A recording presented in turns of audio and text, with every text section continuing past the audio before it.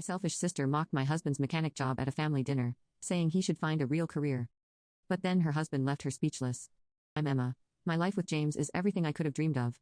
He's the kind of man who can fix anything with an engine, and make you laugh while doing it. We met 5 years ago when my car broke down, and I still tease him about using that as his pickup line. As a mechanic, he's built a stellar reputation in our community, and I couldn't be prouder to call him my husband. Last spring, I was focused on building my photography business, specializing in corporate events and professional headshots. I had just finished setting up my new studio when Sarah, my sister, dropped by unannounced. She wore the kind of smile that always felt more like a challenge than a greeting. "Oh, sweetie," she said, her tone dripping with condescension. "Still playing with your little camera? I thought you'd have grown out of that hobby by now." "It's not a hobby, Sarah," I replied, forcing myself to stay calm. "I just landed the Thompson Industries account." Her eyes widened briefly before she masked her reaction. "Really? How interesting. Mark and I were just talking about how vital image is in the professional world." I should have known she was plotting something. A week later, my biggest potential client canceled their contract without explanation.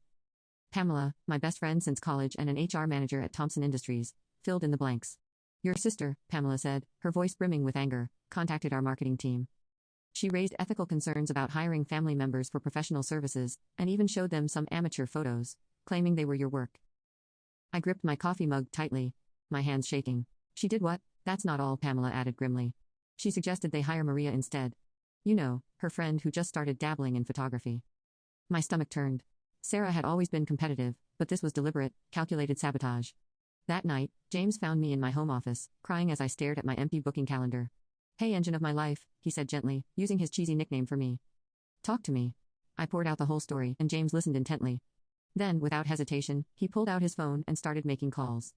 Tom, his mentor at the auto shop, turned out to be golf buddies with the CEO of Thompson Industries. By the end of the week, not only was my contract reinstated, but they doubled the number of events they wanted me to cover. Pamela spread the word about Sarah's underhanded tactics in professional circles. "Your sister doesn't realize how small the corporate world really is," she told me over lunch. People talk. The final blow to Sarah's scheme came when Maria visited my studio to apologize.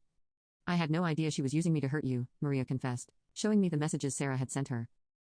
They detailed the entire plan to undermine my business. That evening, James came home with 3 new client contracts for me. "Turns out mechanics know a lot of business owners who need good photographers," he said with a wink. "Some of my regulars were pretty excited when I mentioned your work." I hugged him tightly, overwhelmed with gratitude. With James's connections and Pamela's support, my business began to thrive again. That night, we celebrated with takeout from our favorite Chinese restaurant.